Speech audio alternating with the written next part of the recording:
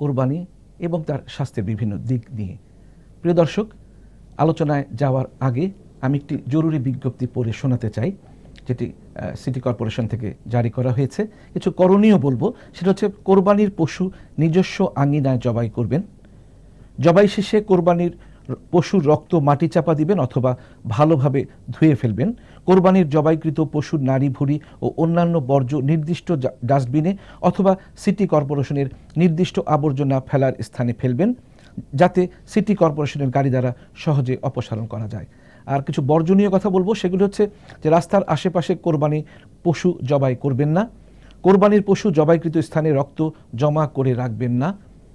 কোরবানির জবাইকৃত পশুর নাড়ি ভুঁড়ি ও অন্যান্য বর্জ্য যত্রতত্র ফেলবেন না। আপনি নিশ্চয়ই জানেন গন্ধময় পরিবেশ মারাত্মক রোগ ছড়ায়। আপনার আশেপাশের পরিবেশ দূষণ হয় এমন কিছু করবেন না। প্রিয় দর্শক, আবার ফিরে আসছি আমাদের মূল আলোচনায়। ডক্টর জাহানারা আক্তার চৌধুরী, আপনি একজন ডায়াবেটোলজিস্ট।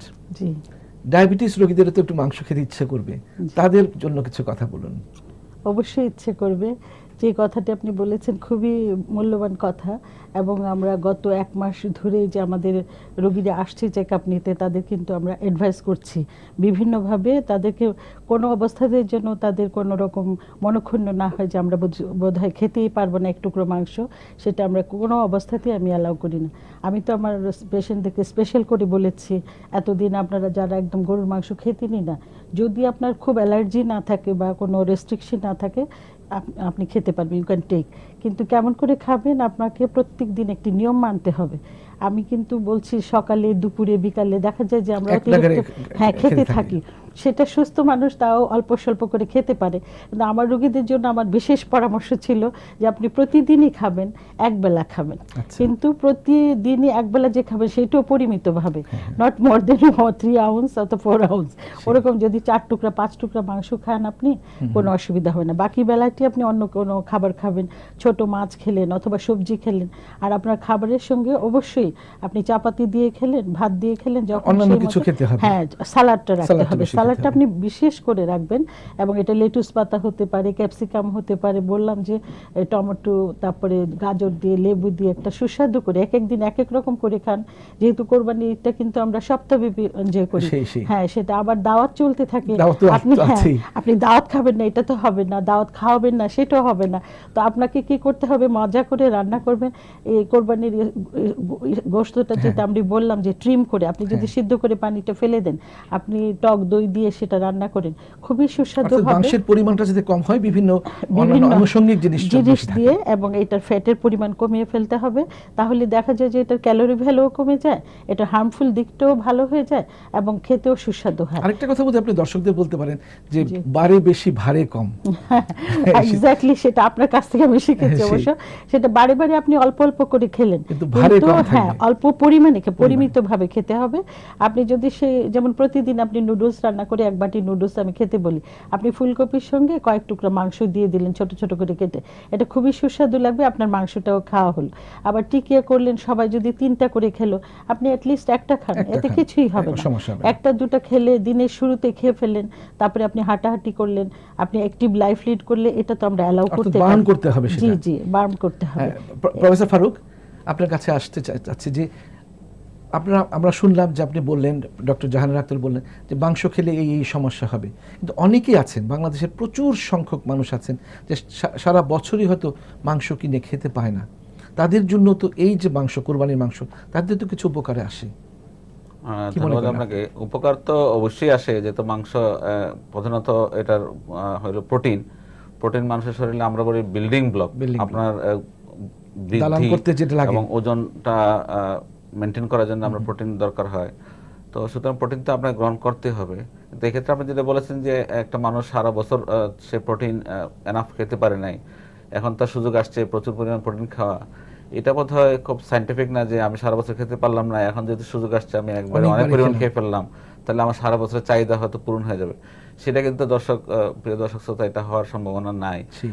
আমি একটু আগে বলেছি যে অতিভোজ, ভুরিভোজ, এটা যেটাই খান না কেন, এটা শুধু আমি মাংস বলবো না, সেক্ষেত্রে ভাত রুটি, সেটাও অতিভোজ ভুরিভোজ আপনার স্বাস্থ্যের জন্য ক্ষতিকারক হবে। আপনাকে সারা বছর যদি খেতে নাও পারেন, এখন খাওয়ার সুযোগ আসছে, এখন আপনি পরিমিতভাবে খাবেন, এবং আপনার প্রয়োজন অনুযায়ী খাবেন। আপনার আরেকটা কথা আপনি বলছিলেন যে ইউটিলাইজ করতে হবে, এবং খাওয়াটা ডেফিনেটলি আমরা কি খাচ্ছি সেটা তো একটা ব্যাপার আছে, যে কোয়ালিটি অফ ফুড, যে আমাদের ব্যালেন্স ডায়েট খাইতে হবে এবং সেই খাওয়াটা আমাকে ইউটিলাইজ করতে হবে। যেমন ধরেন আমরা সেডেন্টারি ওয়ার্ক করি, যে বসে কাজ করি, আমি যেটুকু বার্ন করতে পারবো, যে একজন কায়িক পরিশ্রম করে, যে ধরেন ডেইলি তো অনেক অনেক বেশি দরকার হয়। আমি এই ক্ষেত্রে একটা এক্সাম্পল দিতে পারি, যেমন ধরেন আমাদের অ্যাডাল্টের ডেইলি ক্যালোরি নিড হয়তো 2000, 2500 বা 3000।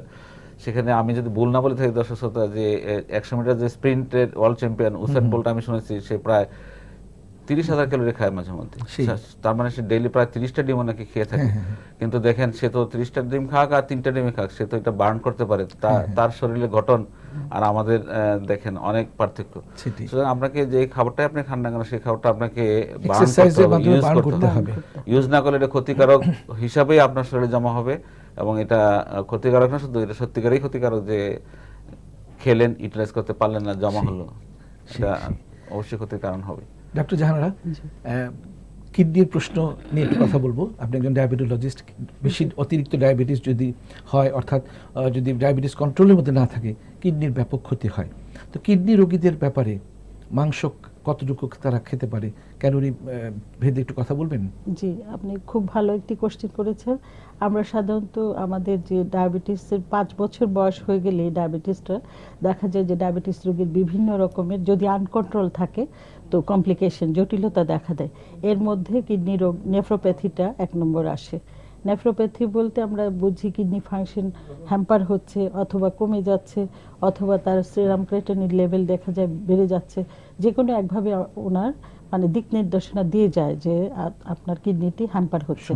তখনই দেখে আমরা তাদেরকে কিন্তু স্পেশাল কতগুলি উপদেশ দিয়ে থাকি। বেসিক উপদেশ যেমন দিই, প্রথমেতেই প্রোটিন ইনটেকটা কমিয়ে দেন।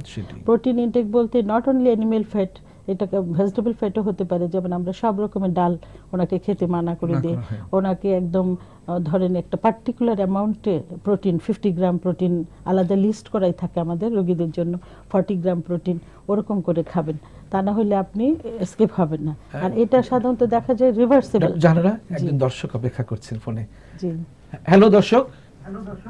আসসালামু আলাইকুম। ওয়ালাইকুম আসসালাম। আমি পুরাতন ঢাকা থেকে বলছি। জি বলুন। শামসুল হক। ওই ডাক্তার সাহেবের কাছে প্রশ্ন আমার, কাঁচা পেঁপে বা পাকা পেঁপে লিভারের জন্য কতটুকু উপকার হয়? আচ্ছা, যদি এটা মাংসের সাথে পেঁপে দিলে কি বেশি উপকার হয় কিনা? Doctor Faruk, professor Faruk. ধন্যবাদ দর্শক আপনাকে। আপনি যদি আমাদের অনুষ্ঠানটা প্রথম থেকে শুনে থাকেন, তাহলে এর মধ্যে আপনার বোধহয় কিছুটা শুনে ফেলেছেন যে সালাদ, সেখানে সালাদের একটা উপাদান হিসেবে কাঁচা পেঁপেও থাকতে পারে। সালাদ কিন্তু আপনার এই যে আমরা গরুর মাংস যে পরিমাণে খাই না কেন, সাথে যদি আমরা সালাদ প্রচুর পরিমাণে খেতে পারি, তাহলে কিন্তু এই যে বেশি গরুর মাংস খাওয়ার মানে অর্থাৎ বেশি চর্বি খাওয়ার যে ক্ষতিকারক দিকটা, সেখান থেকে কিন্তু আমরা কিছুটা হলেও মুক্তি পেতে পারি। আপনার প্রচুর পরিমাণে সালাদ খেয়ে থাকেন, যে সালাদের একটা অংশ হিসাবে কাঁচা পেঁপেও আসতে পারে, সেখানে কিন্তু আমরা এই যে ক্ষতিকর চর্বিটা হয়তো অ্যাবজর্পশন কম হবে, বা এটা শরীরে ব্লাডে যাওয়ার পরে আরও নানা রকম জটিলতা করে সেগুলো কমে যাবে। এবং এই যে এগুলো খাওয়ার কারণে আপনার অতিরিক্ত আঁশ জাতীয় খাবার, এগুলো আপনার পেটের জন্য অবশ্যই উপকারী, এবং সব মিলে বলা যায় যে এটা আপনার ফ্যাটের যে ক্ষতিকারক দিক সেটা কমাতে অনেকটাই সাহায্য করবে। আশা করি দর্শক উত্তর পেয়েছেন। মানে ফাইবার জাতীয় খাবার খেতে হবে, যাতে কনস্টিপেশন একটা সমস্যা, এক নাগার যদি গরুর মাংস খেতে থাকে, তাই না, তখন এই ফাইবার, বিভিন্ন ধরনের ফাইবার, কাঁচা পেঁপে হতে পারে, পাকা পেঁপে হতে পারে, বা আপেল হতে পারে। প্রফেসর ফারুক, কিডনির কথা ডক্টর জাহানারা বলছিলেন, কখন আমরা তাকে কিডনি রোগী বলবো? এটা বলার আগে আমি একটু, যেহেতু ফাইবার ডায়েটটা আসছে, এই প্রসঙ্গে বলি যে আমরা যদি অতিরিক্ত চর্বি কেউ গ্রহণ করে, সেটা কিন্তু কোলন ক্যান্সার একটা অন্যতম কারণ। কোলন ক্যান্সার সারা পৃথিবীতেই খুব বেশি, এবং আমাদের দেশে তো অবশ্যই উল্লেখযোগ্য সংখ্যক রোগী কোলন ক্যান্সারে ভুগে। সুতরাং আপনার খাবারে যদি এক্সেস ফ্যাট থাকে, সেটা আপনার কোলন ক্যান্সারের ঝুঁকি অবশ্যই বাড়াবে। সুতরাং এই ব্যাপারেও আপনাদের একটু সবারই সতর্ক হওয়া উচিত। আর কিডনি, যেটা আপা একটু আগে বললো যে কিডনি রোগের অনেক উপসর্গ থাকে, সব উপসর্গের জন্যই কিন্তু আমরা প্রোটিনটা রেস্ট্রিক্ট করবা বাদ দিতে বলি না।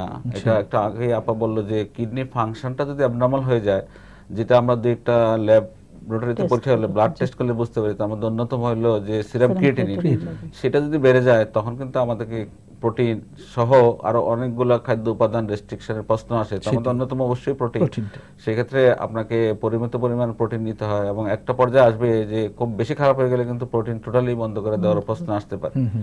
তো সুতরাং কিডনি ফাংশন যখন খারাপ হয়ে যাবে, প্রোটিন আপনাকে অবশ্যই কমাতে হবে, প্রয়োজনে প্রোটিন বন্ধ করে দিতে হতে পারে। সেটাই, কিন্তু মানে কিডনির যদি খুব বেশি খারাপ পর্যায়ে না যায়, ক্রিয়েটিনিন যদি নরমাল কাছাকাছি থাকে, তাহলে সে প্রোটিন আপনাকে প্রয়োজন পরিমাণ যে প্রোটিন আপনাকে খেতে হবে। আপনি যদি অপ্রয়োজনীয় কারণে আপনি প্রোটিন কমিয়ে দেন, সেক্ষেত্রে কিন্তু আপনার ওজন কমে যাবে বা আপনার ক্যাটাবলিজম বেশি হবে, সেক্ষেত্রে কিন্তু অন্যান্য ঝুঁকিও বেড়ে যাবে।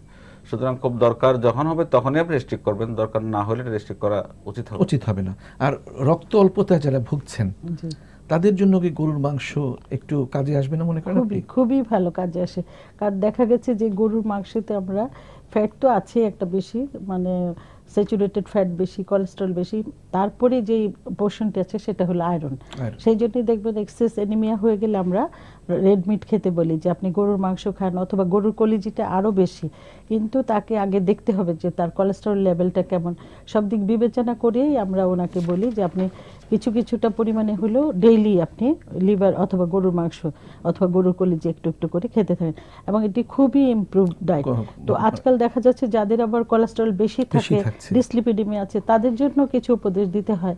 তো তারা কিন্তু অ্যানিমেল ফ্যাটটা খাবে না, গরুর মাংস না, লিভারও না। তাদেরকে আপনি বলতে পারেন যে আপনি কচু শাক, কচুরলতি, লাল শাক, কলমি শাক, যেগুলি ভেজিটেবল সোর্স থেকে, কাঁচা কলা, আপেল, তারপরে ধরেন এমনি আমাদের পাকা কলা যেগুলিতে প্রচুর পরিমাণে আয়রন বিদ্যমান, সেগুলি খেতে পারে। সেইভাবে তারা এটা কাউন্টার। ডক্টর জাহানারা আক্তার চৌধুরী এবং প্রফেসর ফারুক আহমদ অনুষ্ঠানে এসেছেন, দর্শকদের অনেক মূল্যবান কথা শুনিয়েছেন, এবং আপনাদের সবাইকে ঈদ মোবারক জানাচ্ছি। আশা করি দর্শক অনেক উপকৃত হবে।